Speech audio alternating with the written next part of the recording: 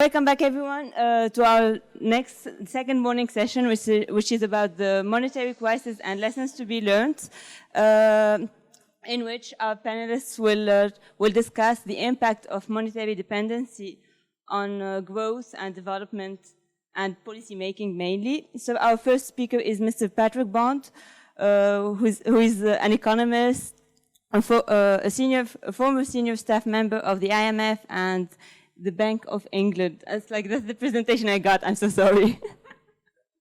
And he's going to talk about the dialectics of neoliberal monetary management and social resistance in South Africa. So I'm going to give the word to Mr. Bond. I did work in the US Federal Reserve, and my boss there, Paul Volcker, he killed more Africans than Cecil Rhodes and King Leopold. Is that right? My boss, Paul Volcker. So this monetary management and mismanagement is terribly important. And all around the world, this is the best moment. I'm not going to talk about Zimbabwe, where there are periodic revolts, and Francis is going to pick this up. But in South Africa, I'll spend just a moment describing what's in the paper in more detail, the characteristics of practical revolts against financial and monetary injustice. In particular, there's revolts that I think we're going to see more from IMF riots, revolts against austerity, revolts against high interest rates and excessive debt loads. So have you been in South Africa? Some of you? And many of you know that because of these conditions that I'll describe, it's been difficult to turn our revolts into national protests. Occasionally it happens against Jacob Zuma. He was thrown out of power a year and a half ago, partly because of grassroots revolts. But it's exciting today, the last few weeks, to find Algeria, Lebanon, to find the Ecuadorians successful in their IMF riots, right? This is a perfect time for us to move the discussion away from the terrain of ideas towards the terrain of protest. And I've just done a survey, I'll send it to anyone interested, in a journal, Research in Political Economy, where I've surveyed let me call it Africans Uprising, against Africa Rising. Africa Rising, with due respect to our prior presenter, Africa Rising was this terrible myth, right, built on, to some extent, the commodity supercycle, to some extent, liberalization of certain markets in South Africa, credit markets.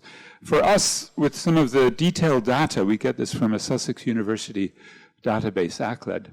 Over time and across space, these protests have really been extraordinary, the protest capital of the world. But if you're African coming to South Africa, most of you are petit bourgeois, is that right? Nobody here in the proletariat, in the lumpen proletariat? I missed you if you are here. You come to South Africa, if you're proletariat, it's very difficult because of xenophobia. I'm very much hoping that you comrades who are petit bourgeois can come in and out of South Africa, get visas easily. But it's an increasingly difficult place. And it became much harder last week because the budget was announced. And the budget with what we call the pseudo monetarist, Tito Mboweni, who was a Reserve Bank governor who kept the interest rates at the world's highest levels in real terms for the major countries. He's now the finance minister. And as one of the key commentators, Peter Montalto, says, it's clear that Treasury attempted to make significant cuts in the budget and then ran into a brick wall. And the brick wall was the trade unions. And so now there's a bruising round of negotiations with the public sector trade unions. But it's not just there that the austerity is gathering in South Africa. It's gathering in especially the municipal and provincial accounts, which is the source of what I just showed you, those protests. We call them service delivery protests. They're going to get more and more intense. I would certainly recommend, if you want the best source of political economic information in South Africa, it's the AIDC, Alternative Information and Development Center, in the magazine Amandla. So we've got a kind of dialectic of resistance that's partly from the Karl Polanyi tradition of the market goes too far and there's a backlash. So some of this is quite easy, it's reformist, it's the standard demands to tax the rich a bit more. And of course, South Africa also has a major problem with illicit financial flows. They're running in the range of $15 to $25 billion a year, according to even the government's latest report, and they're not regulated because of liberalized exchange controls. A more radical approach has been to question the funding that's being used in crony capitalism, especially what I'll come to in a moment is the character of corruption, corporate corruption, not just a petty bourgeois bureaucracy in the state, the classic problem. And these include very high carbon intensive. In fact, even this morning, the Saudis announced a $10 billion new refinery, an oil refinery in South Africa's fourth major port, Richards Bay. But there's 800 billion rand, divide by 15, about $55 billion of committed funds to export 18 billion tons of coal from South Africa, mostly burned by India. This kind of carbon intensive, minerals, energy complex political economy is what we face. Lots of resistance along the way in these. There's procurement corruption, in which corporations are doing outsourced work, privatized. We call them PPPs, public-private pilfering, or plunder. All right? It's also in the 55, it's sort of in the, let's say, 35%, 300 billion. It's about $20 billion a year. We're now also waging a war against the financiers of these corrupt carbon-intensive projects. The biggest are the 2 coal-fired power plants. Some of you may have heard that the World Bank made its largest ever loan to Eskom, South Africa's electricity company, which yesterday yet again started the load shedding, cutting off the electricity. Because these loans went to, especially the biggest loan the bank ever made, $3.75 billion, to the Medupi power plant that was Hitachi bribing the African National Congress, later admitting it in the Foreign Corrupt Practices Act prosecution. But it wasn't just the World Bank, the European Investment Bank, the African Development Bank, China Development Bank, and the BRICS New Development Bank. So demands to declare this odious debt. Also to lower interest rate, a 3% demand from the South African Federation of Trade Unions. And then much tighter exchange controls. And then seizing some of the export-oriented subsidies, especially the capital-intensive auto industry, and then prescribed assets. These are the sorts of demands and campaigns that you'll find in the progressive circuits of South Africa, with the distinction between reformist and more radical system-challenging kinds of projects. And in the conclusion to the paper, I go through where I feel some of those are bubbling up from the base in the so-called bond boycotts, where collectively communities say, we won't pay our mortgage loans. Or there are now efforts to question the cash transfers that have turned into microfinance on usurious terms by a company called CPS Net One, which was pushed out. What it drives us towards is asking not just what's happening at the base, but where are the ideas? Because Fanon was correct. The great danger that threatens Africa is the absence of ideology. And for Cabral, this total lack of ideology in our political movements is one of the greatest weaknesses in our struggle against imperialism. And to find the roots of a strong ideological approach, an analysis that cuts to the root of the problem, who else for Africans than a German who wrote in 1913 a very strongly anti-racist, anti-sexist, and anti-capitalist perspective, partly drawing on what she learned from South Africa, from Namibia, from the Democratic Republic of the Congo. And the chair in the last session is there, Arndt Hoffman, with Herman Chitangi, and I tried to pull some of those updates on Luxembourg. It's become, quite common. I have a new article this year in the Austrian Journal of Development Studies on where are some of the revivals or creolizations, as some are calling it, of Rosa Luxemburg. I think they come in her analysis of what Prabhat was driving at last night, the tendency of capitalism to burst out in crises. Capital can't accumulate in those conditions without non-capitalist relations. The continuous and progressive disintegration of non-capitalist relations makes accumulation possible. And this proceeds at the cost of eating up, capitalists eating up the non-capitalists. The metabolism between capitalism and the pre-capitalist methods leads to the corrosion and assimilation. And we're better than the Southern African zone of the world's worst inequality today, which has been so durable over the centuries since she wrote. And to pick up this tradition, this ideologically sound way of understanding capital and the non-capitalist in this continent.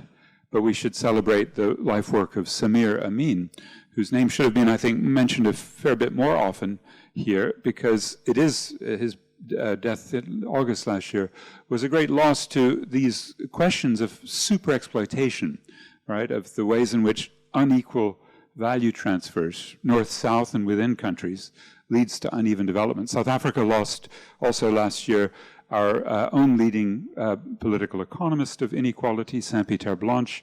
Also last year, our main feminist critic of the articulations of modes of production.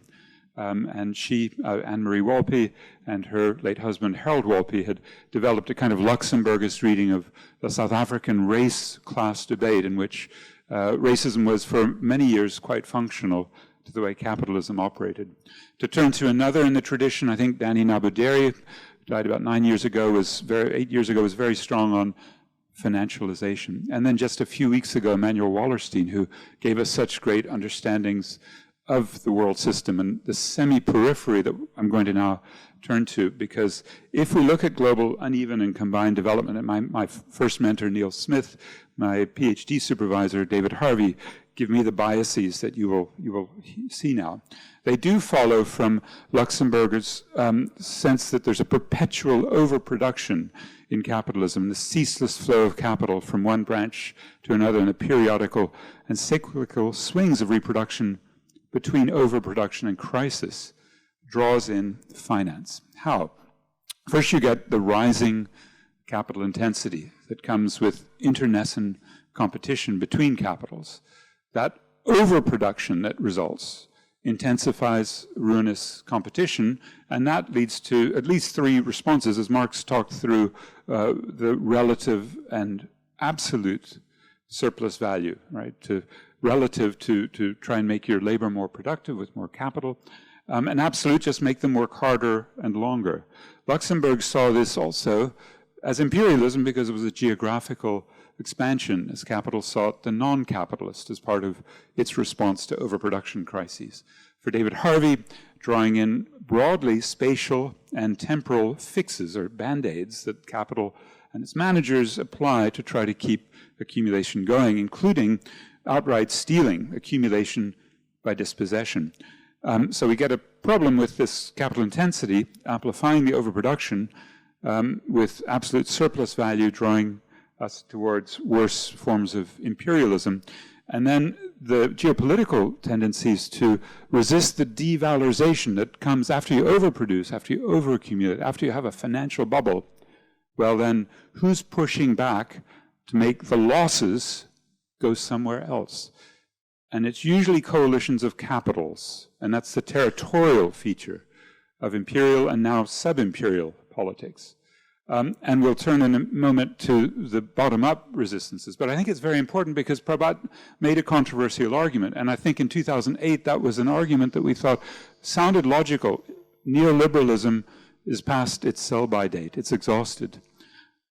But in fact, with a new trend, let's call it deglobalization, not because of Donald Trump, not because of the trade wars, not because of Brexit, but because of an over-accumulation problem that's lasted since the 70s, that runs out of steam the way it did regularly. And all these kind of rudimentary measures of globalization, just imports to GDP, show phases of world capitalism, the 1880s and 90s, the 1930s and 40s. And if you take the McKinsey global flows, it's very clear since 2007. In fact, UNCTAD is in the new World Investment Report put this also pretty explicitly, that in all the major categories, globalization peaked in 2017. The latest McKinsey report identifies the global value chain shrinking substantially from 28% of gross output in 2007 to 22.5% in 2017. This is a period now, as the economist calls it, slowbalization. But in fact, when you look at some of the core indicators and look at the drivers of what had been that spatial fix, it's really much more dangerous. The Baltic Dry Index, the main measure of shipping, with its massive crash, which it never really recovered from, is one indicator. And you'll be surprised because next week in Brasilia, the BRICS are meeting, but they're the main forces deglobalizing. They're the ones with the greatest drop in trade to GDP ratios. And then we add into that the over-accumulation of financial capital, such as the Buffett indicator of capitalization of stock markets to GDP. And there, the US is on the sugar high with its Wall Street bubble and the tax cuts, but due for a big crash. But it turns out that's relatively moderate compared to the world's worst ever over-accumulation of finance in the stock market, which is in South Africa. Even last year, because Tencent, the major part of the South African market, it's now being delisted and moved to Amsterdam. It's 1/3 owned by a company in South Africa called Naspers. And even after that, we had the South African market and the Buffett indicator, Warren Buffett's capitalization of the market to GDP, as the highest ever of any country in world history. So we've got a lot of bubbling going on. Debt is just one of those sites. The latest debt figures are in the $260 trillion range. We can do the share of GDP, very, very high. South Africa's foreign debt, right up there, driving Africa's foreign debt to these levels that look like the 1980s again. Massive outflows of capital associated with major FDI, foreign direct investment by Anglo-American, by De Beers, Old Mutual, Investec, South African breweries. You like your beers from South Africa. There was a company called GenCorp. Now it's BHP Billiton. But I've just described South Africa's traditionally biggest companies as FDI. And the reason is they were allowed to run away. Nelson Mandela signed off, said, you can relist in London. So we have a really serious problem on our balance of payments with profits, dividends, and interest. And we have very few reserves. The IMF regularly finds us below the adequacy range. As I say, it's basically profits, dividends, and interests, with the current account being driven typically below 3% negative. So what's going on out there that worries me even more is a push from the main source of global capitalist crisis today, which is from China. Because after Obama gave to Trump a very, very different kind of, let's call it from neolib to paleocon sort of transition, Xi Jinping takes up corporate globalization. And this slowdown, which we haven't talked about, but I think it's terribly important, especially for the myth that African countries can continue exporting raw materials to China, and that the Belt and Road will be this new source of potential sales for the extraction process that is sped up by these new railroads and ports and so forth. This is the import decline this year into negative territory, right?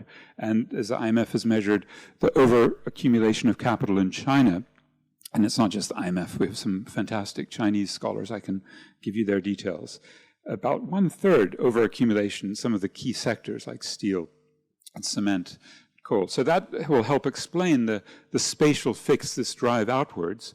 Although, as Modi and Xi continue to fight over this particular strip in Kashmir, which the Indians obviously have taken over and run now like a concentration camp. Lots of other sites of geopolitical conflict, and the big problem is imperialism, right? US imperialism, the need they feel to constrain China at all of these crucial points. So in that context, very quickly, overaccumulation, the paper that I've submitted here goes into all the details. I work with Chris Malakani, who at New School for Social Research did his PhD to innovate Anwar Sheikh's theories of... Yes. You still have 5 minutes. 5 minutes, okay, that's fine. So what we're worried about is tendencies to overaccumulate that come in waves, just like everywhere. This is quite parallel to what's happened at the world scale.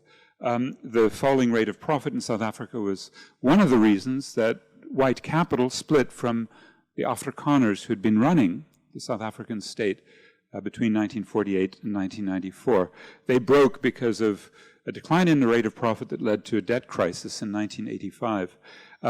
It helped that Nelson Mandela, whom I worked with, wrote the first white paper for the new South African government in his office, and his colleagues had, according to a crude version, this is from a guy called Alan Boesak, who was one of the key local community organizers, the founder of the United Democratic Front.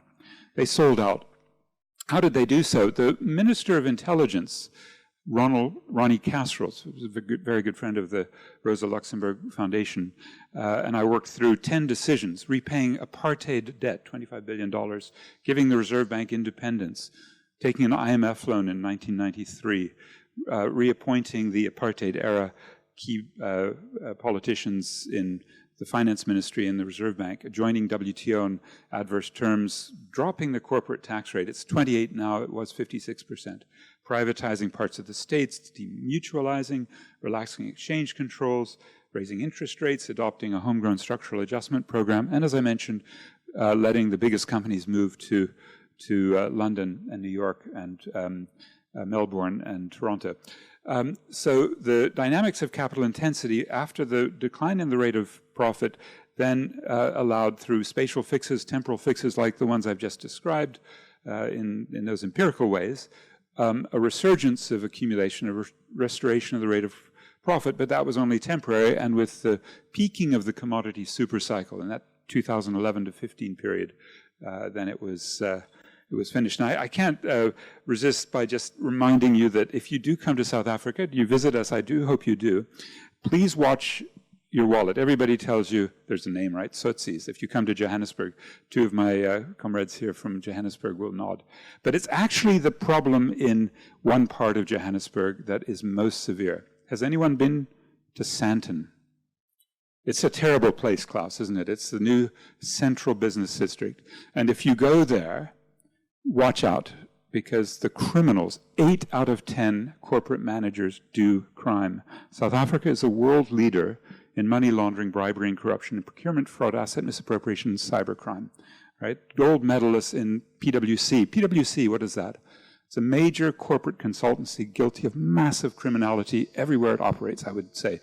Bill Gates is suing them for $1 billion. So I do trust them. They know their corruption. They're a big part of it. For those from Kenya, your team from Nairobi got the silver. Anybody from France? The Parisians got the bronze. And nobody from Moscow. They got 4th place. But this is a PwC biannual survey. South Africans win the gold medal every year. Our IFFs are per capita about the highest. I'm going to race through these because, we have to give due cognizance to the racially biased character. If you are walking the streets of Sandton, the criminals you can generally identify by the color of their skin. It's like mine. And they usually have nice suits on. However, there is one man we should just acknowledge, president of the country, lawnmen, Americana massacre, tax dodging for lawnmen, for MTN, biggest cell phone company in Africa, through Mauritius. I mean, we could go on and on. He was unveiled in the Shanduka, in the Paradise Papers. So compared to the corporates, our bureaucrats and politicians are pretty mediocre. They rank 109th most corrupt in the world. Anyway, I just put that out because our politics have to come to grips with something that in Brazil went terribly wrong, which was an anti-corruption movement that began, and it had some good targets, Petrobras, but then it suddenly caught up Lula and Dilma in frame-ups, right? So it's a very interesting problem for this question of resistance when we're talking about these parasitical economic forces in our big central business districts. Well, we know them from long ago, but there's a new group in town who are scrambling, and they've done the most damage, in my view. They broke the United Nations, and this is Jacob Zuma with Lula, with Wen Jiabao, with Manmohan Singh, when they joined Barack Obama to do a massive destruction of Africa through climate catastrophe. So we can get into that at some point, I hope, because it's going to be integrally linked to the character, especially of migrancy, of flows of people desperate to survive in a period of worsening climate change. I'm quite worried, and I think many of our allies are, especially as Bolsonaro hosts the BRICS next week. So we have a new book about that that's come out this month from Zed. Be happy to share that with you. But this is what you're going to find next week. And I think I'll just end with this idea that there's a real necessity of revolt. From Luxembourg, what's the ideology? Let's just use what Prabhat Patnaik said. The international project should be to maximize ideas, knowledge, science, hospitality, travel. These are the things that should be international. Should we add political solidarity? Let goods be homespun whenever it's reasonably and conveniently possible. Above all, let finance be primarily national. This is the globalization of people, demanding the deglobalization of capital. We've got all sorts of ways to address it in places like South Africa, but I'll leave you with this image of our greatest political economist on the continent, who did call, as Prabhat did so well last night, for delinking. Later on, if there's time, we can give you a really great concrete example of delinking from international pharmaceutical products, especially AIDS medicines, which have saved more lives in Africa than anything else the last 15 years, raised life expectancy in South Africa 52 to 64. Anyway, that'll take us forward. Thanks, comrades. Thank you so much.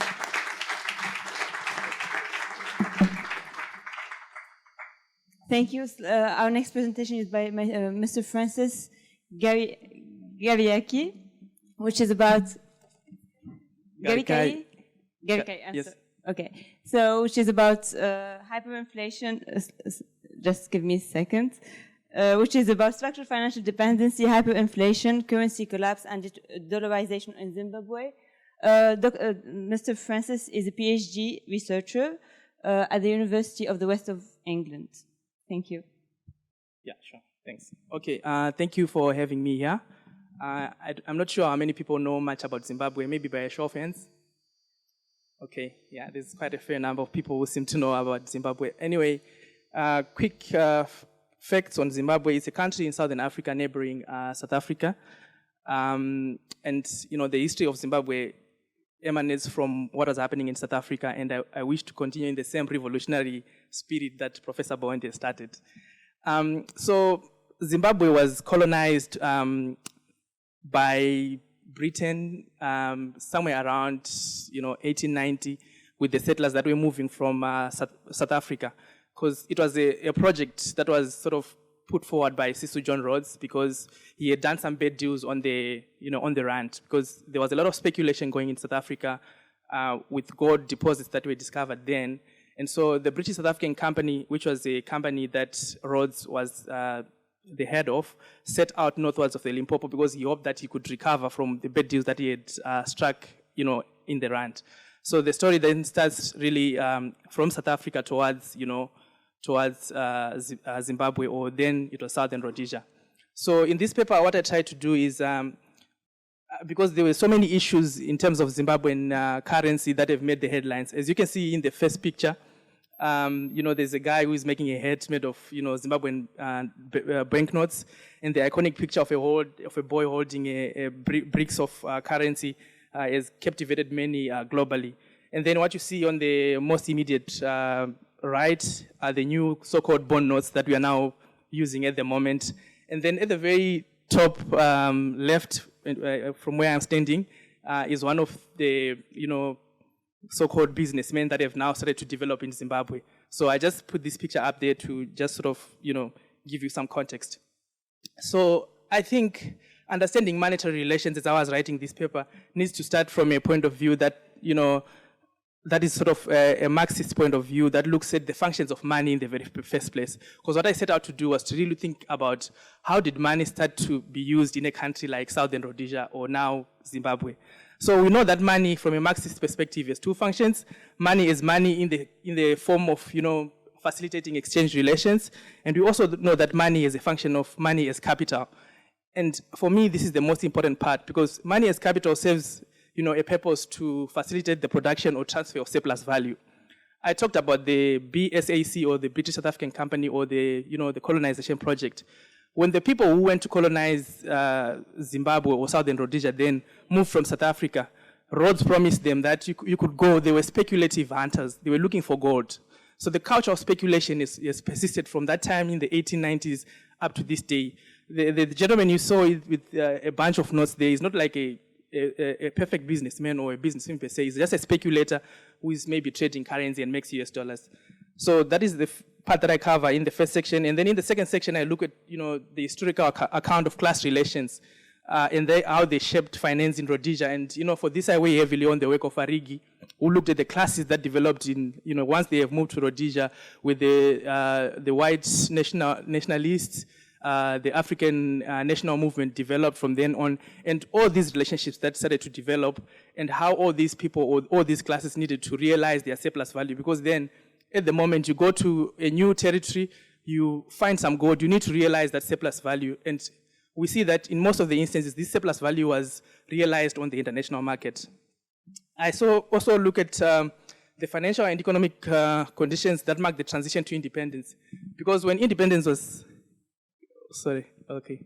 because when independence was granted in 1980, it was sort of a coalition between international finance and the white nationalists. So it was not necessarily independence as we know it. It was a coalition of these classes.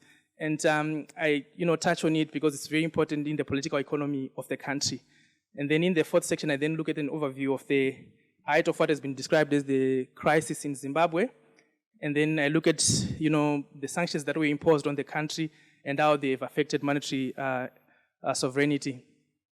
And then I also look briefly at Zimbabwe's external debt in the context of the structural adjustment program that was imposed on the country by the IMF. I then finally look at dollarization and attempted de-dollarization. And then I finally conclude. So you can see it's a sort of an ambitious attempt. But anyway, this presentation will focus on the monetary crisis that happened in Zimbabwe and the lessons to be learned. Okay, so what has been described as the Zimbabwean crisis is really been a confluence of political and economic upheaval. We had political problems with violence, violent accumulation, and then economically, we had a very significant trend of deindustrialization, low economic growth, high inflation, amongst other factors. There are numerous arguments as to when the crisis in Zimbabwe actually started, and on this I refer to the work of Professor Bond. So, in one of his papers, he lists whether it was the economic structural adjustment program that the country embarked on in the 90s, or it was in 1997 when there was something that was called the Black Friday, when the currency collapsed by about 72%. In my view, the problems in Zimbabwe probably started, in the period from the 80s when, after the grant of independence, the economy was now highly financialized, and then the country was implemented a structural adjustment program. This then led to a contested land reform program in the 2000 era. Because of this contested land reform program, the fighters of the liberation struggle, also called war veterans, they were agitating for more state rents because they said, we fought in the liberation struggle and you promised us that you would give us something. So that contest, but at the same time, remember 1980, when independence was granted, there was a negotiation between the white international capital and the black nationalists. So there was now that friction. Because of that friction, there was a referendum that was held in 2000. And part of the referendum conditions were that the British, as part of, because the independent settlement was negotiated at Lancaster House in England, and part of the settlement was that the British would, and the Americans would sort of, provide funds to make sure that there was land reform. In any case, there was now a disagreement. So after the defeat in the referendum, two actors emerged in Zimbabwe at that time. The ZANU-PF, which was the ruling party, and the opposition, trade unions, and civic societies who started to agitate in the wake of the structural adjustment program for, promotion of democratic rights, rule of law, and other factors. So these two forces started to collide. But at the same time, ZANU-PF and Mugabe, which was the ruling party at that time, were very much under pressure internally from the war veterans who still kept on demanding for a greater share of the state rents. Externally, the opposition parties were also putting so much pressure on the ruling party, because they were now saying, look, you are mismanaging the economy, and the food riots that happened in 1998 in that period. So ZANU-PF was under immense pressure. This required that Mugabe had to act, and ZANU-PF, in a radical way. And then in 1998, a donor conference was then lodged, because the Americans and the British, they refused to fund the land program. They said, it was going to trample on property rights. So under pressure, Mugabe decided to acquiesce towards a land invasion program as was started by the war veterans. That resulted in a diplomatic fallout with Western superpowers. As a result, economic sabotage started to set in.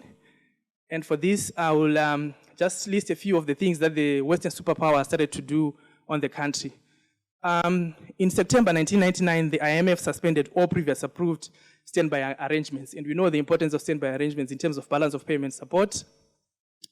In October 1999, the International Development Association, which really provides concessionary loans to poor and emerging countries, suspended all structural adjustment loans, credits and guarantees. In May 2000, the IDA also suspended any new lending. In September 2000, there was a suspension of disbursement of previously approved loans. These are loans that were approved previously. They said we are no longer going to disburse them, credits and all the guarantees. And then, as if this was not enough, the US Congress enacted ZIDERA, which is called the Zimbabwe Democracy and Economic Recovery Act of 2001. Can you just imagine for a second another country legislating, law to control democracy and economics in another country? Think about how the Americans were all about the Russian interference in the elections. But now, the Americans decided it was proper to have an act about democracy and economics in Zimbabwe. Now, I think it's very important to look at the provisions of ZIDERA as they are laid out in that act, because there's so much controversy about whether the sanctions are targeted or they are not. It says the government of Zimbabwe has rendered itself ineligible to participate in IRB, IMF, which would provide substantial resources to assist in the recovery and modernization of Zimbabwe's economy. Take note of, I highlighted modernization. Modernization because modernization is supposed to be, a Western trope of, what an economy should look like demographically, socially, and financially.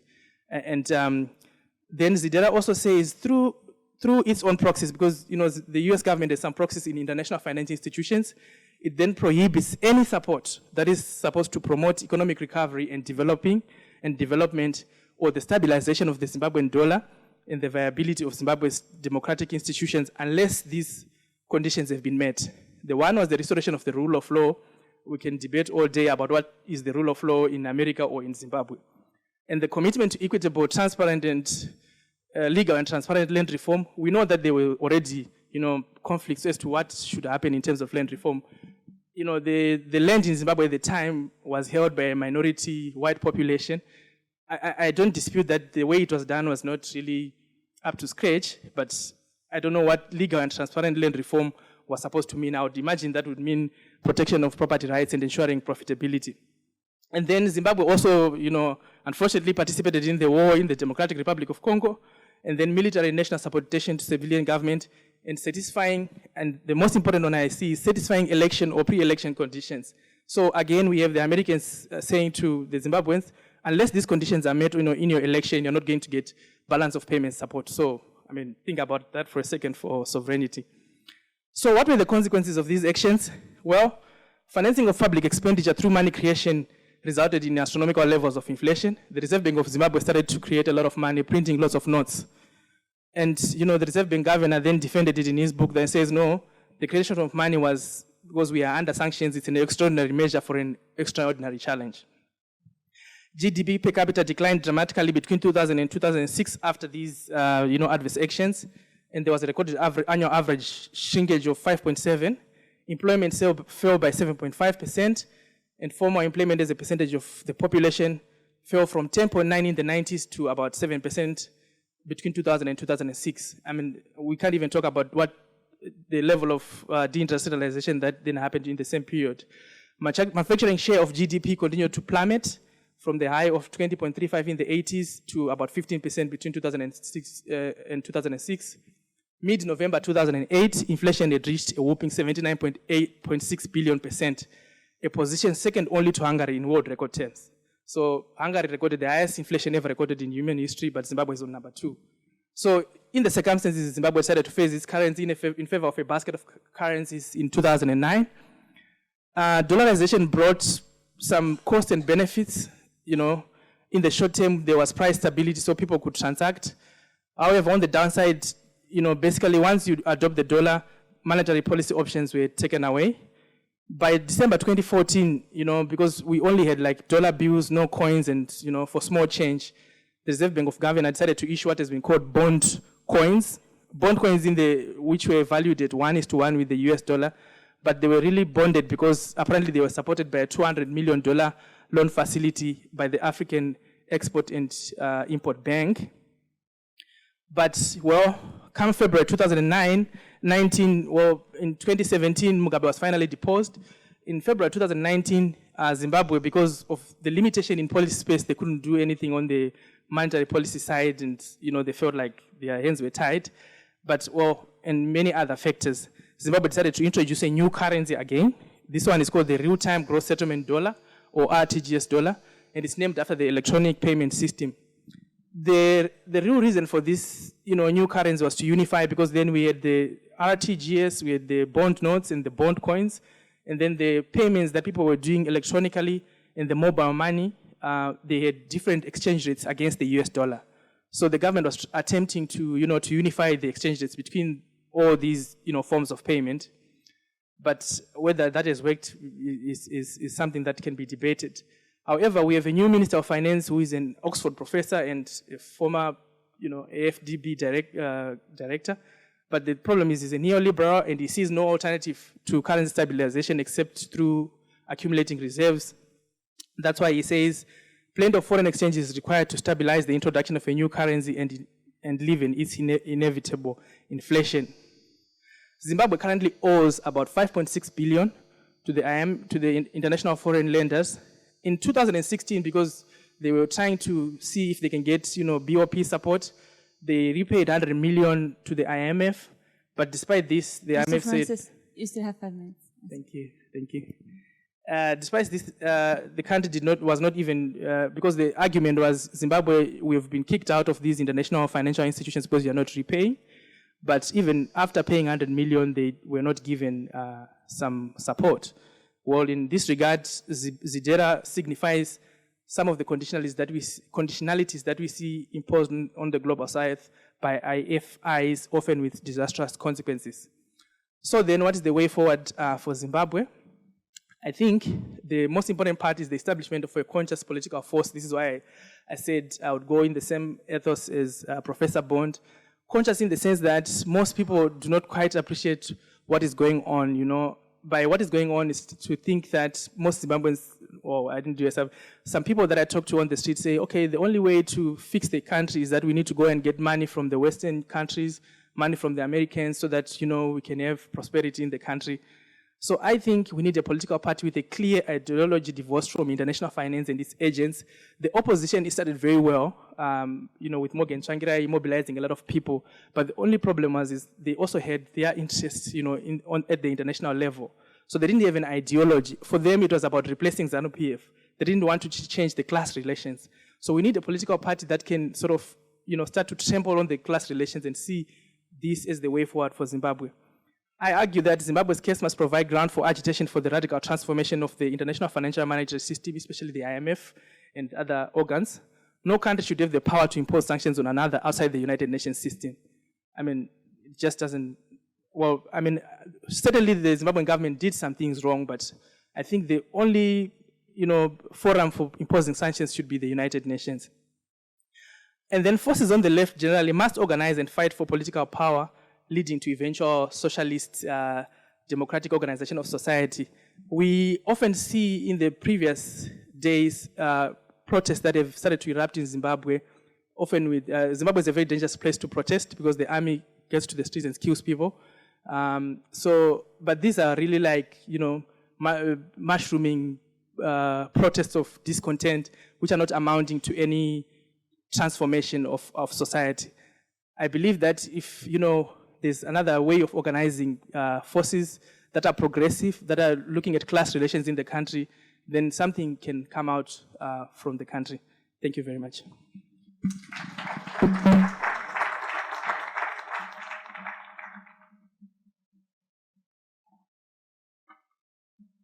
Thank you so much. Our next speaker is Mr. Thomas Fazi.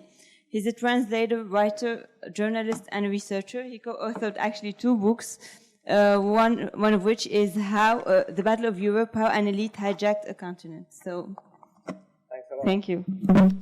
Thank you. It's an honor to be here at what is without a doubt the most interesting conference of the year. So congratulations to the organizers.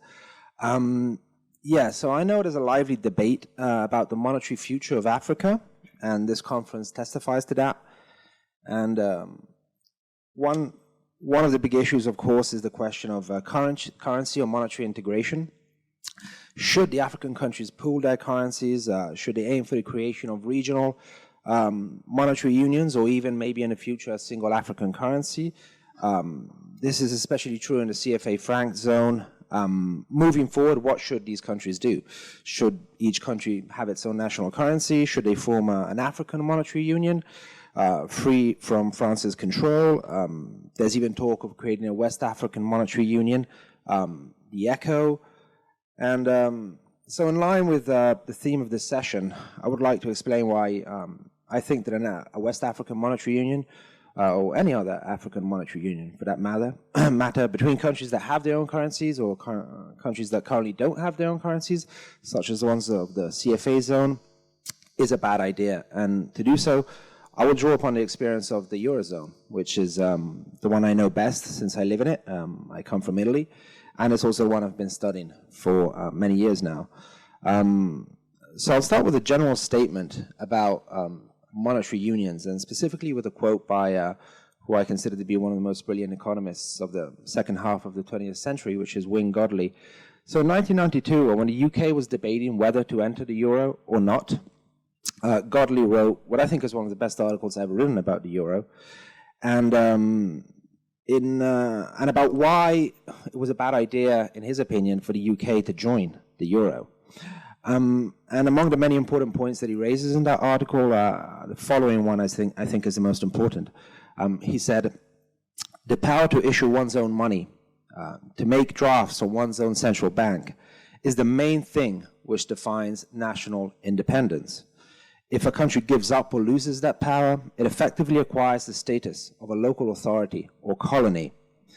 Now, Godley framed his argument in quite dramatic terms, but this concept, the idea that fiscal policy essentially depends on control of monetary policy and exchange rate policy, and that to the extent that fiscal policy is the main plank of all economic policy, whether it be industrial policy, employment policy, or whatever, and that therefore if you lose control of monetary policy, you effectively lose the ability to effectively manage all aspects of economic policy. Now, this concept was widely accepted even in mainstream circles until not too long ago, which is why, for example, even US conservative economists such as Friedman argued against the creation of the euro in the 1990s. This in itself should put everyone on guard, I think, about the dangers and the pitfalls of monetary unions in general, between sovereign states, because that's what we're talking about. That is, monetary unions that are not accompanied by the creation of fully fledged international national state structures, as was the case, for example, with the US, the UK, or other federations, but as we know, that's a very lengthy and difficult process. So here we're talking about creating monetary unions between formally sovereign states. But I want to focus on a more specific issue here today, and that's the fact that by joining a monetary union, you don't just give up control of your currency and your economic policy, of course. By definition, you're also handing over that control to someone else, and in the context of what we're talking about, specifically to a supranational central bank, that therefore acquires a huge power over the nation states whose currency it controls and it emits. In this sense, monetary union doesn't just mean, as is often assumed, that the problem with monetary union isn't just that you have a single monetary policy for heterogeneous economies, or that you find yourself bound by an institutional architecture which limits your policy options to a large degree, which is all true and problematic in itself. But even worse, I think, is the fact that as the Eurozone shows very well, is that you create a situation where the central bank effectively has the power, acquires the power to arbitrarily and illegitimately use its monopoly over the currency to force specific policies upon countries and democratically elected governments, and effectively becomes a sort of fully fledged political body, and in fact, I would argue the most important and the most powerful political body in the monetary union. And I will focus on a few specific episodes out of many that I touch upon in my paper relative to the Eurozone that I think illustrate this quite well. And that is illustrate that the ECB, over the course of the past decade, so since the start of the financial crisis, has engaged repeatedly in an arbitrary and illegitimate use of its powers with the aim of coercing governments to comply with the overall political economic agenda of the European Union, effectively engaging in what I think we can safely name monetary colonialism. Now, that's a term that's usually applied to developing countries and specifically to the countries of the CFA franc zone, for example, but which, as we will see, and as I hope to demonstrate, has not spared even some of the most advanced and rich countries in the world, such as my country, Italy, for example.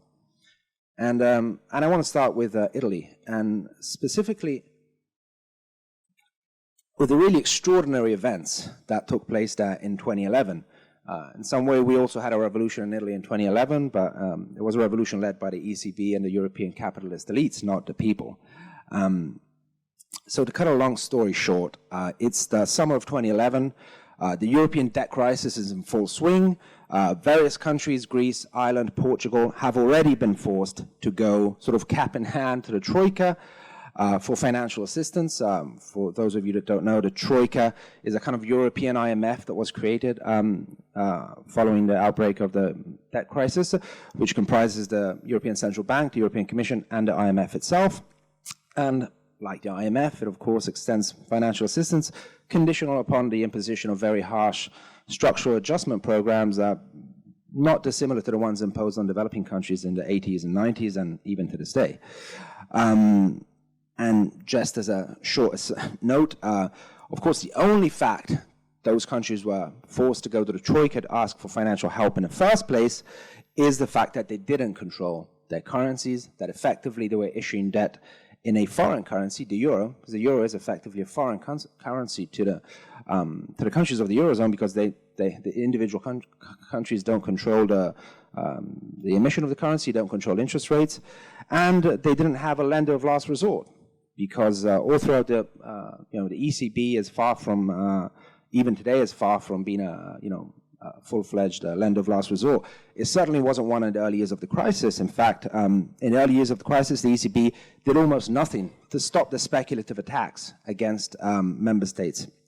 And in fact, Jean-Claude Trichet, who preceded Mario Draghi as the president of the ECB until 2011, would later admit that this policy, the idea of non-intervening on European sovereign bond markets in the early years of the crisis, was a deliberate strategy aimed at putting pressure on governments to reform and to especially engage in fiscal consolidation. And Trichet admitted this quite openly.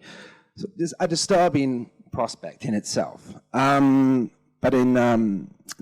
this is the general context of what was happening in 2011. As for Italy, Silvio Berlusconi was the prime minister. Perhaps you remember the guy.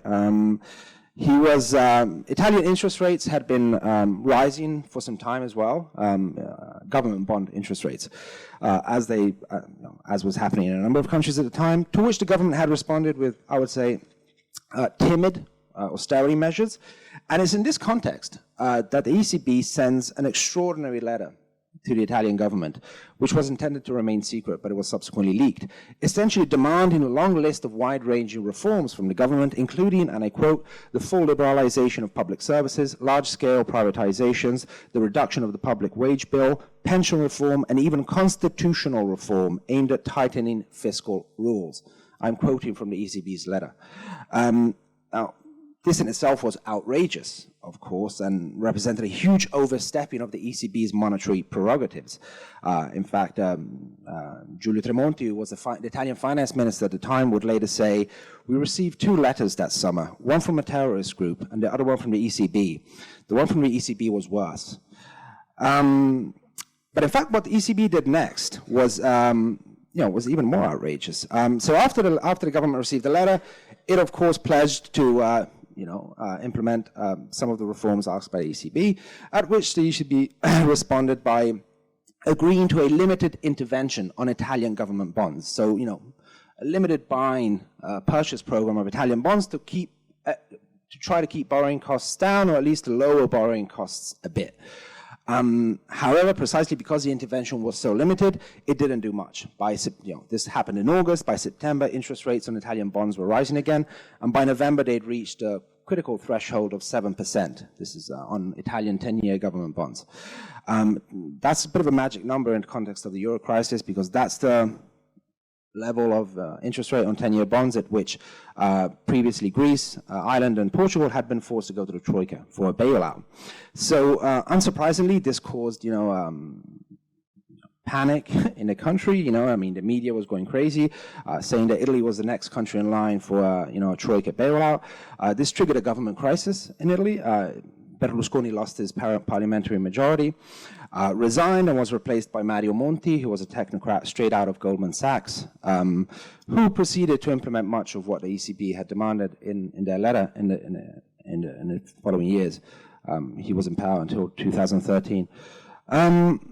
So now this would appear to be like an Italian domestic issue, mainly. However, we now know that the ECB, in fact, played a crucial role, an arbitrary role, in the fall of the Berlusconi government. More specifically, we know, and this has even been admitted by Mario Monti himself several years later, and can be inferred even from analyzing the ECB's data on bond purchases. So we know that the ECB, in November, so shortly before the government crisis, deliberately stopped its purchases of government bonds, with, we can only assume, the aim of getting interest rates to rise above safety levels and thus precipitating a government crisis. So I would argue that this was, to all intents and purposes, a monetary coup d'etat.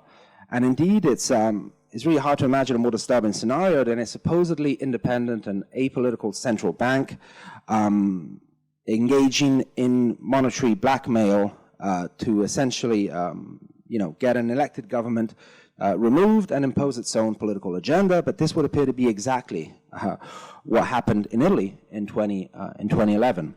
And I think it really exemplifies what Wayne Godley meant when he said that if you give up control of your money, you effectively acquire the status of a local authority or a colony. And I think this episode demonstrates this fact quite well. And the second episode that I would like to focus on is, it took place in Greece in 2015. It's better known than the Italian case because it happened before the world's eyes, so to speak. Again, to cut a pretty long story short, it's 2015. As you will remember, in January of that year, Alexis Tsipras, who was the leader of the left-wing party Syriza, came to power on a platform of radical of opposition to the austerity policies that had been introduced in Greece since 2010, and a strong anti-austerity agenda. And a dramatic political standoff ensued at that point between the Greek government and the Troika. And as the Greek government essentially tried to renegotiate its public debt, its fiscal policy, and the overall Troika reform agenda. And anyway, the situation came to a head in the summer of that year, in the summer of 2015, as the government ultimately capitulated to the Troika's demands and accepted a third bailout with all the conditions that were attached to it. And again, the ECB played a crucial role in these negotiations. Well, indeed, immediately after the election, a week after the election, the ECB made the decision that it would no longer be accepting Greek bonds as collateral for providing liquidity to the Greek banking system, which means that the Greek banks from that moment on would have to rely solely on the so-called emergency liquidity assistance, or ELA, of the ECB, which is a more expensive and conditional form of liquidity.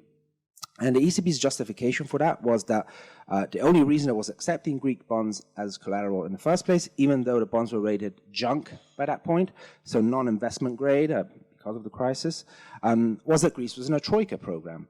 But since now the new government had expressed its intention to end or to review the program, the bank could no longer offer normal liquidity to the Greek banking system. Again, this was really an extraordinary decision if we consider that the new government was 1 week old, literally just got into government, and that it still had 3 weeks to decide whether to continue or to reconfirm the loan agreement or not. So I think even in this case, it's really hard to see this as anything else than a purely political decision aimed at creating a situation of financial panic in which in the country, and to put pressure on the new government. And again, so we have a central bank whose mandate is theoretically to ensure and uphold financial stability, that deliberately fosters financial instability in a member state for political ends. And of course, that's exactly what happened. As was to be expected, the ECB's decision put in motion a bank run and seriously aggravated the capital flight that was ongoing in the country for some time. So now fast forward to June of that year, Greece, the Greek government refuses the Troika's kind of final offer and decides to call a referendum on the terms set by the Troika. Literally the next day that the Greek government announces the referendum, the ECB cuts off the emergency liquidity to the Greek banking system, essentially forcing the government to shut down the banks, impose capital controls, and introduce limits to cash withdrawals. Now, again, there's little doubt that this was done purely to plunge the country into a state of panic before the referendum. And it worked. As you might know the rest of the story. The Greeks voted en masse against the Troika's, the terms set forth by the Troika, but the government nonetheless in the end agreed to, as I said, a new bailout and the conditions attached to it, which were even more onerous than the previous agreements the government had turned down as a sort of punishment for daring to rebel against the European Union. And now there's a lot that could be said about Tsipras's decision, which has been criticized by a lot of people, even on the left in Europe, but that's a different argument. The question is that... You still have 5 minutes. Okay, thank you. The point is, I think that, again, is the role the ECB played in this whole story, which is outrageous. I think it's, I don't know, I mean, it's hard to find, I mean, the fact that the ECB would go as far as bringing a country's banking and payment system to its knees just to pressure an elected government into pursuing a certain policy is incredibly disturbing. I think, and I can't think of many other examples in history where that has happened, where a government deliberately shuts down, a central bank deliberately shuts down its own country's banking system to force the elected government to pursue its own political agenda. Really pretty extraordinary. And I think, and these are just a few of the episodes that I described in detail in my paper. And I think I intend this, I imagine I'd like this to be not just a wake-up call for the peoples of Europe to rise up against what I consider a form of monetary dictatorship or pre-dictatorship at the very least, but also a warning to any country entertaining, in Africa and elsewhere, entertaining the idea of joining, of entering a monetary union. I think it's, if this could happen in rich, advanced countries which have long-standing democratic traditions, in fact, a country that is a cradle of democracy, Greece, I think we can only imagine what could happen in countries that are economically much weaker and that have much weaker democratic traditions. And so, sort of my suggestion would be to those countries that have their own monetary sovereignty, that have their currency, stick to it, don't give it up. And if you don't have your currency, fight for it. Thanks a lot.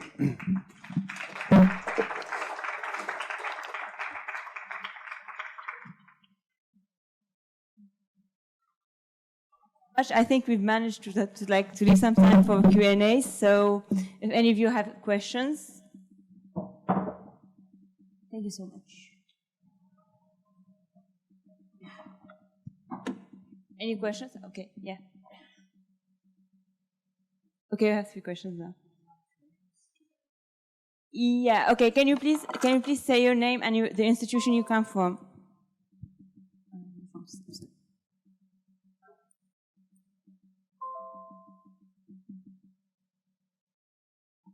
Hi, I'm Mohamed Haddad. I'm a journalist. I'm from Bar Aman.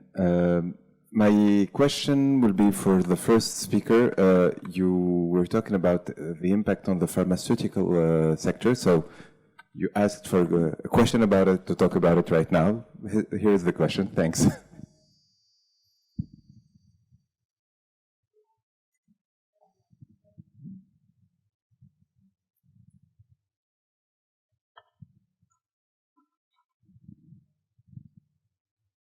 So I'm Peter Doyle, and the institution I come from is myself. I have a couple of questions for Francis, and then one other question. For Francis, you mentioned that one of the things you wanted to see in Zimbabwe is development of a political party with what you called an ideology. So I wonder if you'd say a few more words about that, what the ideology might be, in light of the fact that I think if ZANU-PF were to hear you, they would say, but we always did have an ideology, which is rooted in socialism, which was rooted in the independence and liberation struggle. So in what way do we not have an ideology? And would the ideology that you call for encompass the seizure of land from those who gained particularly large tracts of land in the farm seizures that happened in the 1990s? The other question I have pertains to the euro, and you mentioned, I think your description of the difficulties and the role of the ECB was well made and accurate. How do you account for the fact that the euro remains so popular even in Greece?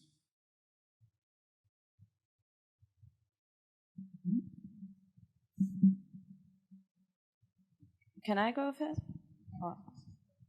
Okay, my name is Annalesha. Currently, I'm at the University of Leeds. My questions go to you, Thomas Fazi. First of all, you said that the definition of sovereignty over your monetary system can be defined as the ability to basically issue debt in your own currency.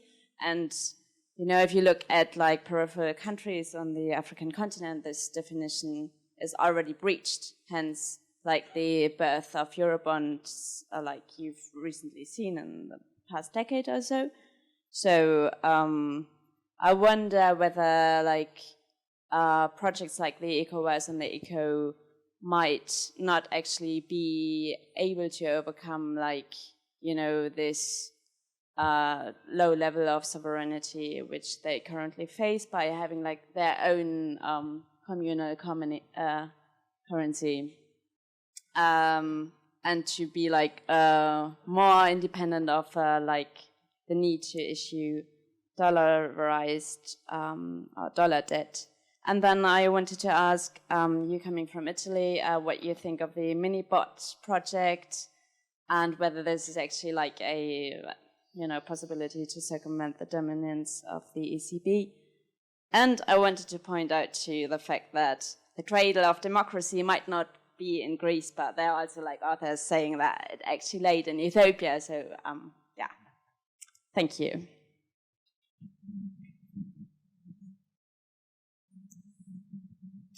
Fatiha Talaid from CNRS Paris. I have a question to Francis. You said that no country should have the power to impose sanctions on another outside the UN system. But I think instead of power, because they have the power, you must say right, they not power, because they, and this power they have, I can link this with what a person said yesterday about the case of countries engaging another countries with illegitimate governments by signing agreements. So the other side of this question is no country should engage an illegitimate government in economic or financial agreements. So because these sanctions are linked to the other one. Thank you. Rawi Kefi from the Higher Institute of Human Sciences. I'm studying cultural studies. I'm interested in Professor Patrick. So you've been speaking about the economic face of imperialism, and we know that Rosa Luxemburg, first thank you for mentioning Rosa Luxemburg. I mean, she's so relevant for now. And we know that Luxemburg focus was on the theory of underconsumption and thus looking for external markets. And finally, we have colonization. But also, Luxembourg criticized Marx for not focusing on this external aspect of capitalism. So my question here is, was Luxembourg right in her criticism here? I mean, did Marx neglect somehow this external aspect of capitalist expansion in the non-capitalist Marx? We have a question. Yeah, Frau Gebanse, University of Kassel in Germany. I have a question to Thomas, or more a remark. Thank you for this interesting hint to the role of the ECB.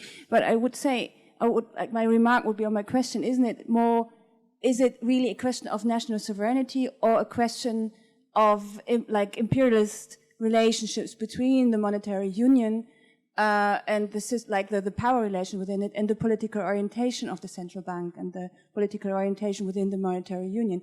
So it's not the monetary union as such which might pose a problem, but the power relations within this. So, coming for your recommendation, referring to your recommendation. We have a question here first.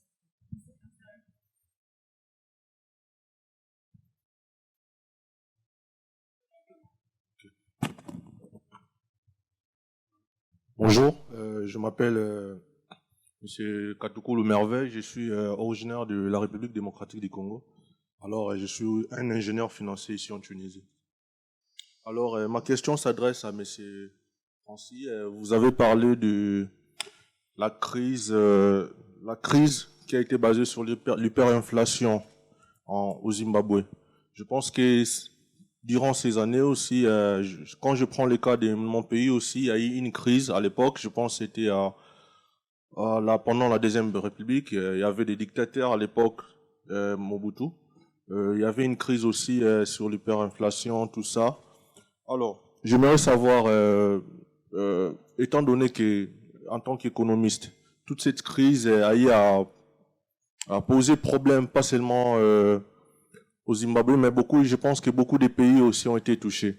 Quand on voit aussi l'Afrique du Sud, c'est un exemple, par exemple, on voit l'Afrique du Sud, c'est une puissance aussi économique de nos jours, mais avec les problèmes de blanchiment d'argent qui posent, avec cette guerre économique, et on sous-entend on risque d'avoir encore une autre crise économique, mais c'est plus les pays africains qui sont les plus touchés.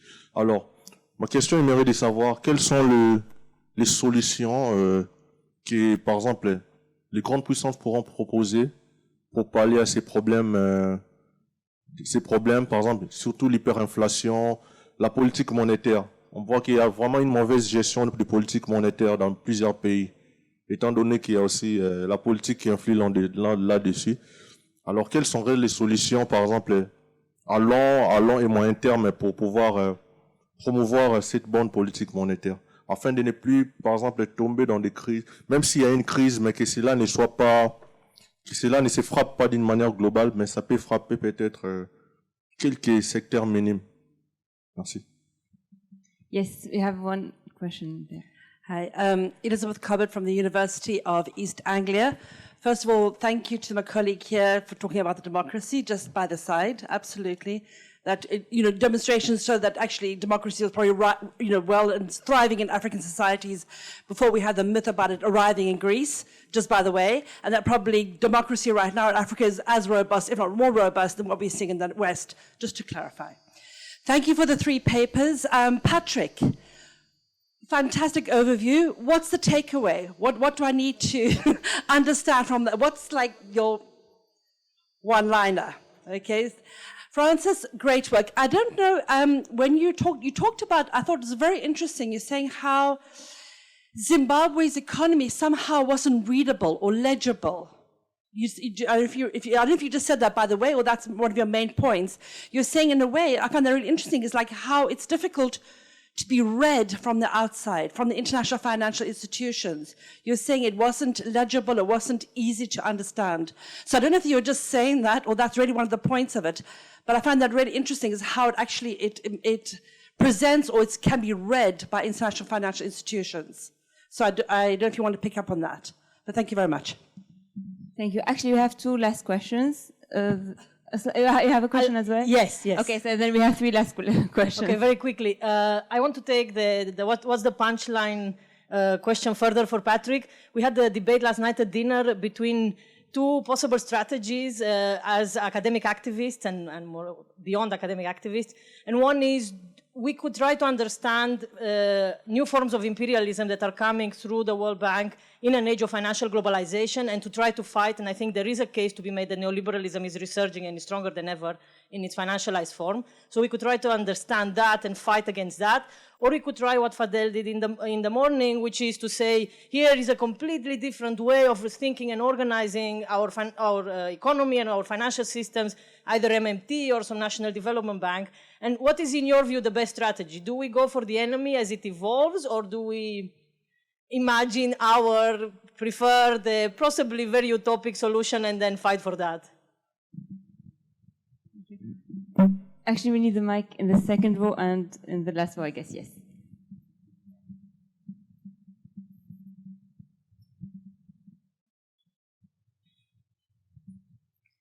Thank you. I'm Fathia bin Sliman. I'm an economic researcher in the University of Sfax. I'm going to address my question to Mr. Thomas. We talked about the Greece. Recently, since 2050, few of our economic analysts compared Tunisian case to the Greece case, and they always mention that it's possible to happen here in Tunisia. Personally, I don't think so, but I would like to listen to your point of view on that, and what's the role of international monetary fund in the Eurozone? Has the international monetary fund worsened the Greece crisis? Thank you. Yes. Who's the last question? It's the lady down there, yes. Hi, Mariam from Harvard University. So I have a question and maybe a comment to the 3 panelists. And it's about the mismatch of scales, and I think it relates a lot to also other conversations that have been happening in the conference, is that so on one hand, you have the causes of the crises, the decision and the sabotage that happen on a transnational, if not global scale. We're talking about the ECB, the IMF, we're talking about maybe multinational companies, and then the reactions, but also maybe the solutions, overemphasize, I think, the national scale. Both the solutions in terms of kind of protest and things like that are happening within countries, and you can see it that now there isn't a transnational conversation per se, but also even the kind of alternative models that we're imagining, I think, overemphasize the national scale too. So I'm wondering kind of how do we attend to that gap? Because I think it is a gap that if we're thinking about the theory of the reproduction of capitalist relations and capitalism, I think that gap is very generative for capitalism itself to reproduce beyond crisis. Thank you. Thank you. Actually, it's like, okay, then it's like, we have another question, and it would be the last question. The last question. Microphone raté. Le monsieur.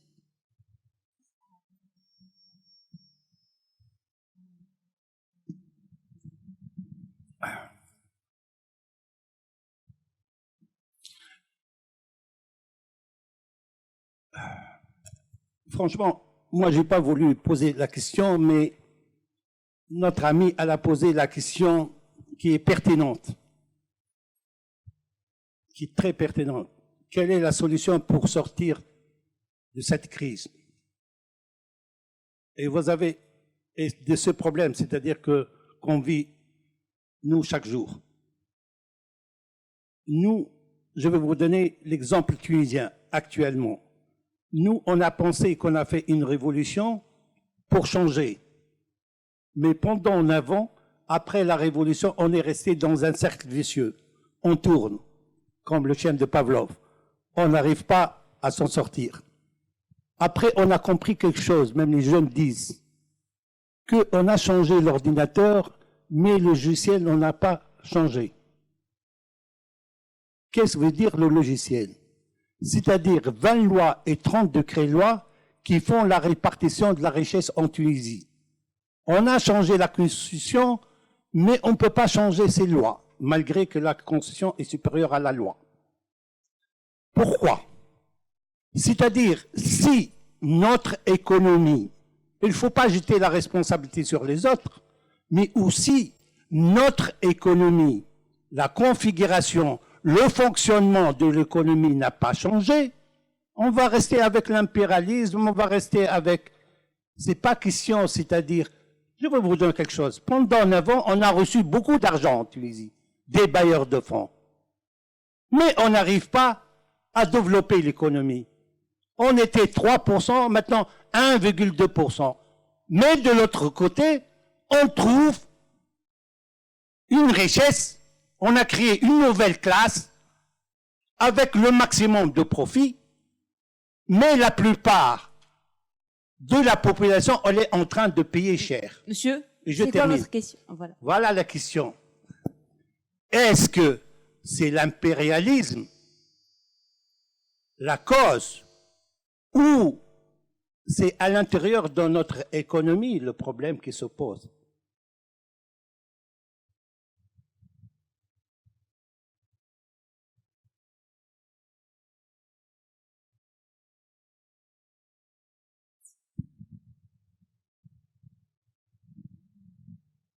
These are great, and if I need a slogan, a bumper sticker, as they say in the United States for this, it was John Maynard Keynes, wasn't it?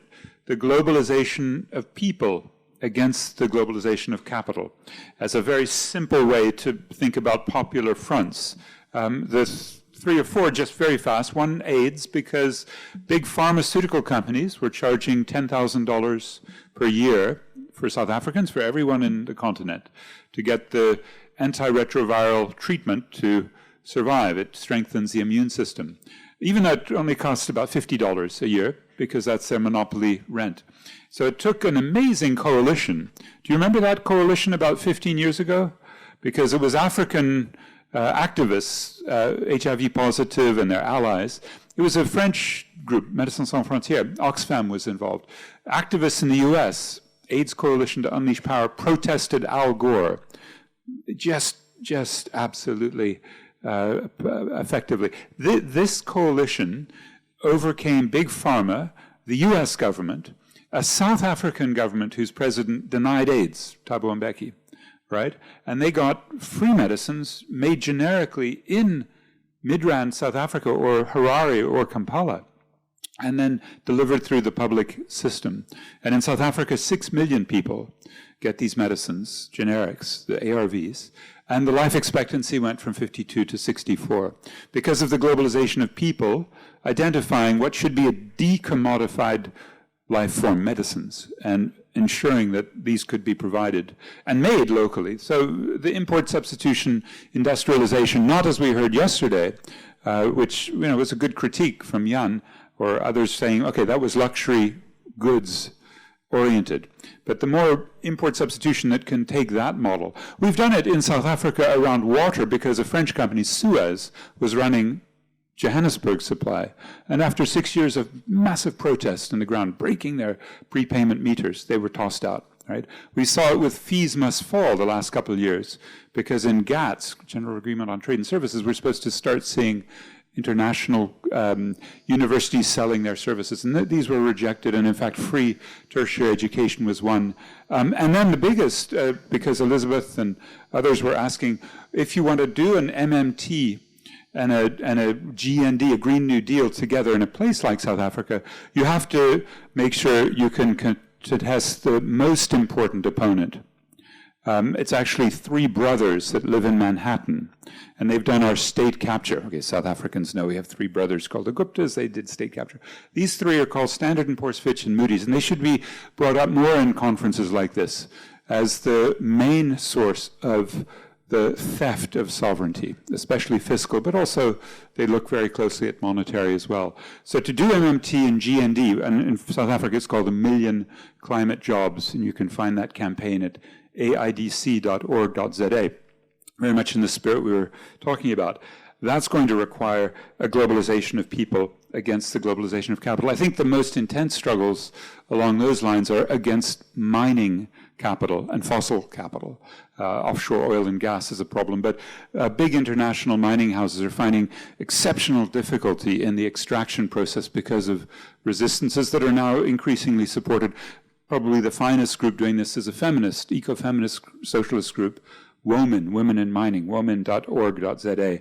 So I think, Daniela, that brings us to where, we're identifying the problems, which are the nickname in South Africa, WMC. Some call it white monopoly capital, but it's Western multinational capital. But now we add not just imperial capital, but the most vicious capitalists are from the BRICS, right? The sub-imperial capital. So you'll hear of Rui Mauro Marini, the Brazilian theorist of sub-imperialism.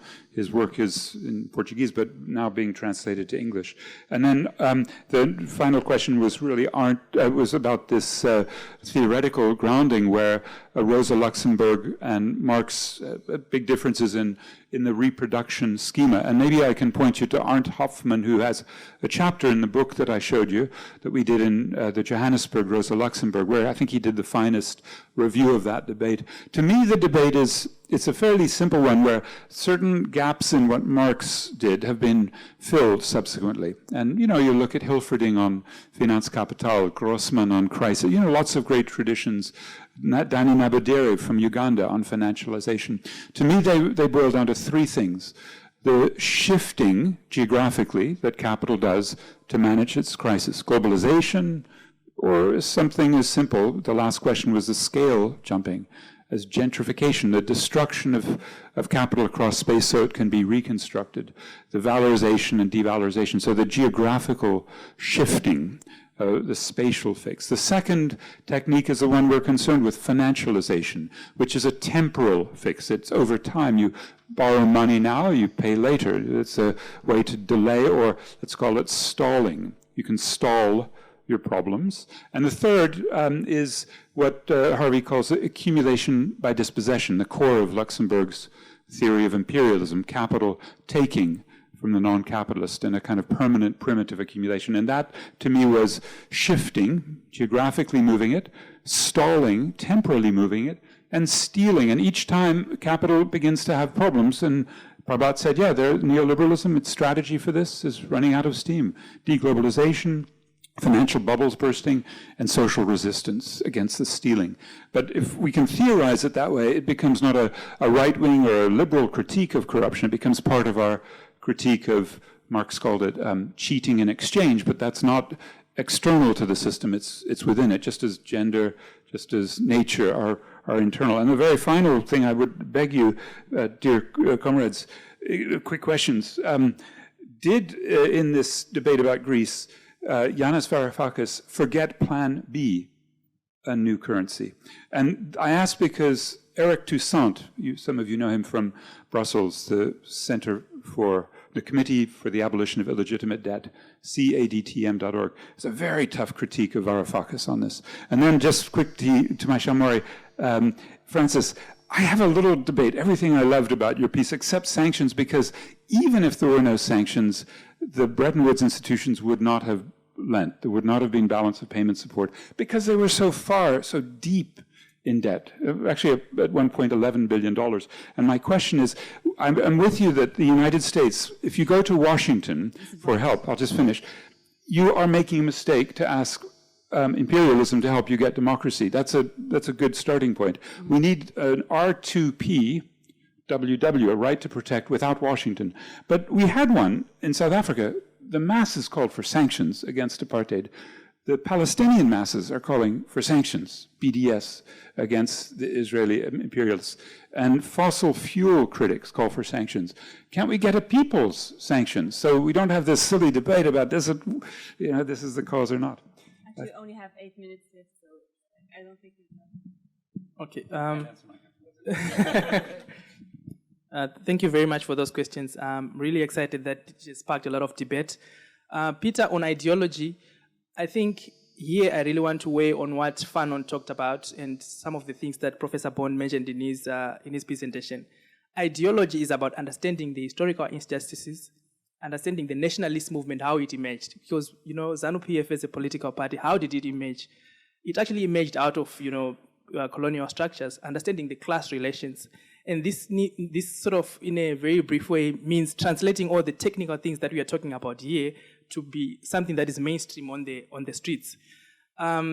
The biggest lie that was actually sold to most Zimbabweans is that ZANU-PF is socialist. There's nothing socialist about ZANU-PF or the ANC, to say the very least. Talk left, so they walk right. Yes, they talk left and walk right. So, yeah. And then seizure of land, yes, class relations. If it means that some people, at the start of it all, ZANU-PF sold this idea that land reform was about black and white. It's never about black and white, it's about class. So those new classes, whether they are black or they are white with vast tracts of land, surely we need to look at redistribution and in some way or the other.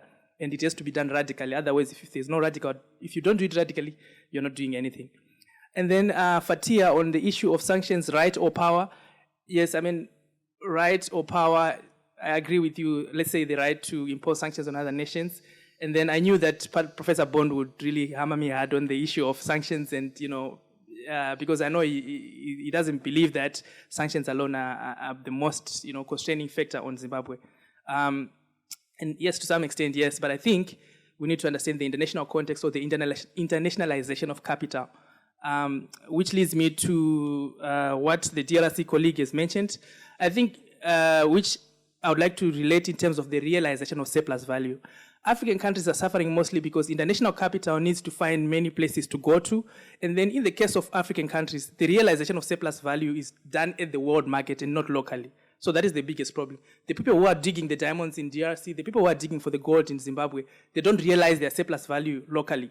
They need to do it in world money, which is the US dollar. That's why you have these issues of currency collapse, hyperinflation, because at every other time, the people or the capitalists need to realize this value in foreign currency. So that's the brief I can give. And how do we solve that? It's all about ideology. Ideology is Fanonian, and I often say it, every African must read Fanon, especially the wretched of the earth, because it's a psychological thing, The way you think about the solutions sometimes is actually prescribed to you by the imperialist. And then Elizabeth, on the ineligible for IFE funding, I'm not sure I quite understood, but what I was trying to say is that the Zidera says Zimbabwe has rendered itself ineligible. And then it relates to what Professor Bond has said. But, Professor knows that most of the loans, they were during ESAP, the structural adjustment era, but then they were imposed on us by the IMF at the same time. Then you say you are defaulting. So it's like I give you money during the structural adjustment program. A few years after, I say, no, you are defaulting. But it's because your system hasn't worked, and you admit that, the adjustment program didn't work. So yes, these debts, yes, they talk about the billions, but they were debts that we got during the ESAP era. And maybe some of it coming from the Rhodesian era, because at the time of the settlement, the debts, the Rhodesian government or the new Zimbabwean government assumed, just like South Africa, the debts that were coming from the colonial period, they were supposed to repay for them. So you repay for the money that was used to buy arms to fight against you. Thank you very much. Thank you so much. Well, I've only got, I think, a few minutes, so I probably won't be able to answer all the questions. So why is the euro popular? Well, yeah, it's a really good question. I think there's a number of dimensions. One is the idea that there's no alternative. And so the idea that is quite common in European countries, that if a country were to leave the euro and introduce a national currency, there would be, financial, economic apocalypse. The country would be crushed by capital markets, international finance, and so on. And although, this was clearly played a role in the Greek crisis. To answer you very quickly, Yanis says he had a plan B in a drawer somewhere, but the truth is that no one in the party and the party leadership ever considered leaving the euro. So whether the plan existed or not, it was not inconsequential, because they were never going to go down that road. Because of this reason, they deeply believe that what, as bad as things could get within the euro, there would always be better than the situation Greece would face outside of the euro. And that's clearly bullshit. In the European context at least, all the evidence we have clearly shows that all the non-euro countries have fared better in pretty much every respect compared to the euro countries, whether they be small, medium, large countries. The relatively developing countries such as Eastern Europe, small countries such as Iceland, highly developed countries such as Norway. Wherever you look, non-Euro countries fared better. So I think this in itself clearly, disproves the argument that, a normal European country couldn't survive with its own currency. It's clearly the opposite. That's why I think it's so important the MMT and other heterodox theories are dispelling these myths about the policy options that countries really have, that currency issuing countries really have, which are not infinite. But are much, much larger than is often assumed. And a second question, I think, and this particularly relates to countries like Greece and Spain, is the deep lack of faith that the citizens have in their political class and their political establishment. Let's not forget that Greece and Spain came out of dictatorships in the 70s. So, they have a vivid memory of, what their own political class can do to them. And so there is this idea, which I think is completely unfounded, even though I understand it, that the EU provides kind of an anchor, in terms of rule of law and so on, even though we know this is not true either, because in those countries that have repeatedly broken rule of law and have broken infringed upon civil liberties, such as countries of Eastern Europe, Hungary, and so on, the EU has been completely powerless to do anything about it. But there is this idea that the EU does provide an anchor, and so I think it does really show that the importance in these countries, especially, and the same goes for my country in Italy, where there's, very deep distrust of the political class. The importance of building a credible, competent political class is really a precondition for any kind of political change. Otherwise, people are just not going to trust you, especially in taking such big decisions. In terms of local issuing the ability to issue local currency bonds. Well, all countries can issue local currency bonds when it comes to government bonds. And in fact, I see no reason for any country, rich or poor, to issue foreign-denominated government bonds. And in fact, what we see is that this idea that that was pushed by the IMF and the World Bank for so long, that developing countries had to issue foreign currency-denominated government bonds, was false. Not only was this the reason that so many countries experienced financial crises, but in fact now we see that a number of developing countries have started to issue and are issuing more and more local currency issued bonds. And in fact, even the IMF has recently said that even African countries should emit more local currency issued bonds. So when it comes to government bonds, there really is no reason for issuing foreign currency bonds. A totally different question is the need to attract finance if you have a current account deficit. But others, such as Fidel, and much more, have spoken at length about this. The question there is, does having a fixed exchange rate or a pegged exchange rate give you more or less space of maneuver than having a free-floating exchange rate does?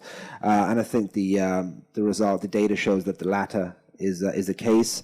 Unfortunately, I have to interrupt. Okay, so we can continue in the coffee room, I guess. Actually, if your questions aren't answered yet, you can have the discussion later.